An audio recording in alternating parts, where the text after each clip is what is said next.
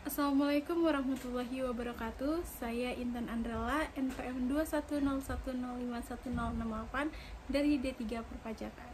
Di sini saya akan mempresentasikan mengenai bab 2 dari mata kuliah Perpajakan 1, yaitu pajak daerah dan pajak negara. Pajak negara.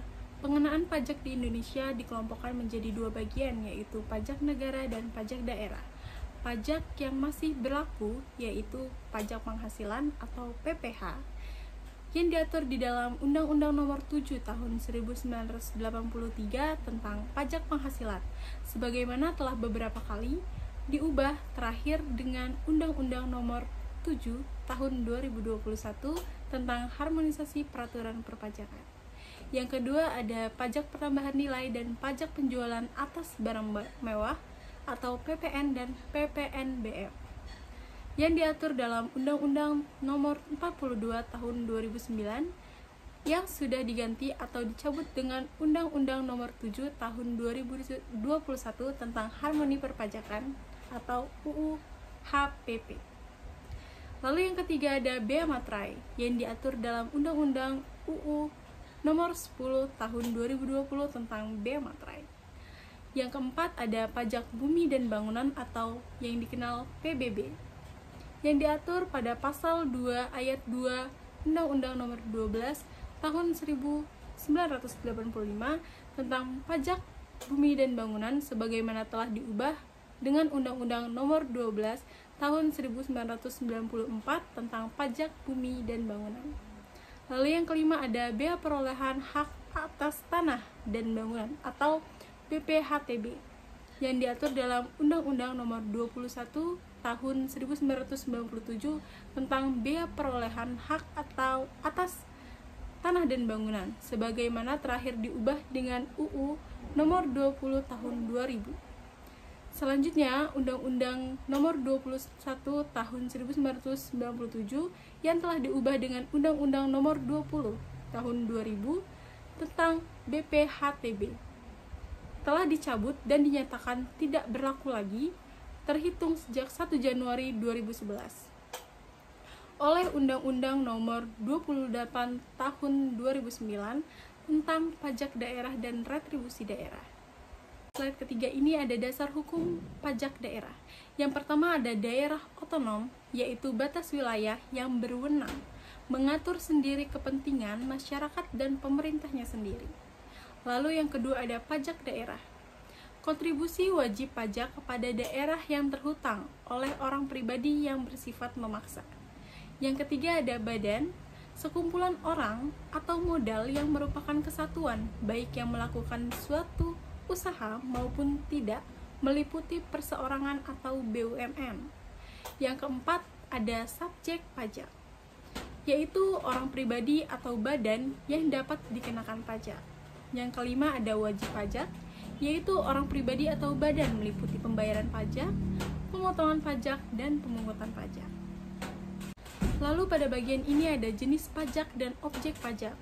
Pajak daerah dibagi menjadi dua bagian.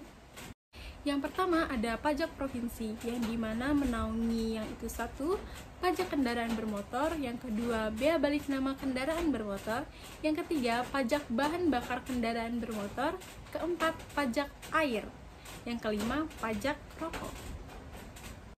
Lalu yang kedua ada pajak kabupaten atau kota, yang dimana meliputi pajak hotel, pajak restoran, pajak hiburan, reklame, penerangan jalan, mineral bukan logam atau batuan, pajak parkir, pajak air tanah, pajak sarang burung walet, lalu ada pajak bumi dan bangunan pedesaan dan perkantoran, lalu yang terakhir ada bea perolehan hak atas tanah dan bangunan. Pada slide yang ini saya sertakan contoh tarif pajak, yaitu pajak kendaraan pribadi. Dapat dilihat pada slide ini, yaitu perhitungan pajak motor. Di sini tertera ada motor 1 dan motor 2, tetapi ada yang lain juga seperti tarif pajak progresif dan lain sebagainya. Di perpajakan juga ada kedaluarsa penagihan pajak, yang dimana hak untuk melakukan penagihan pajak menjadi kedaluarsa setelah melampaui waktu 5 tahun terhitung sejak saat perutangan pajak, kecuali apabila wajib pajak melakukan tindak pidana di bidang perpajakan daerah. Lalu ada istilah yang dimana mengenai retribusi daerah. Yang pertama ada retribusi daerah, yaitu pungutan daerah sebagai pembayaran atau jasa atau pemberian izin. Yang kedua ada jasa umum, yaitu jasa yang disediakan atau diberikan oleh pemerintah daerah untuk tujuan dan kepentingan kemanfaatan umum, misalnya kesehatan dan lain sebagainya. Yang ketiga ada jasa, yaitu pemerintah daerah berupa usaha dan pelayanan yang menyebabkan barang, fasilitas, atau kemanfaatan lainnya. Yang keempat ada jasa usaha, pemerintah daerah dengan menganut prinsip komersil karena pada dasarnya dapat pula disediakan oleh sektor swasta. Lalu yang kelima ada perizinan tertentu, yaitu pemerintah daerah dalam rangka pemberian izin kepada orang, pribadi, atau badan yang dimaksudkan untuk pembinaan, pengaturan, pengendalian, dan pengawasan. Lalu pada slide ini kita akan membahas objek retribusi daerah. Retribusi daerah juga dibagi menjadi beberapa bagian. Yang pertama ada retribusi jasa umum, yaitu retribusi pelayanan kesehatan. Yang kedua ada retribusi pelayanan persampahan atau kebersihan. Yang ketiga ada retribusi cetak KTP atau catatan sipil yang lainnya. Yang keempat ada retribusi pengujian kendaraan bermotor. Lalu ada retribusi jasa usaha. Yang pertama ada retribusi pertokoan. Yang kedua ada retribusi pelayanan ke pelabuhan. Yang ketiga ada retribusi rumah potong hewan. Yang keempat ada retribusi terminal.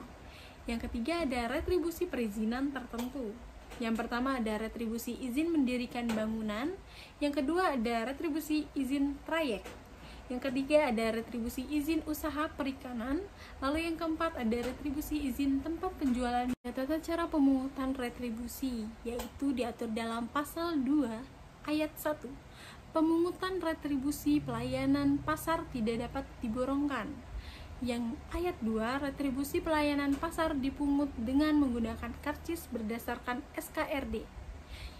Pasal 3, maksud saya ayat 3, dokumen lain yang dipersamakan sebagaimana dimaksud pada ayat 2 dapat berupa karcis, kupon, atau kartu langganan.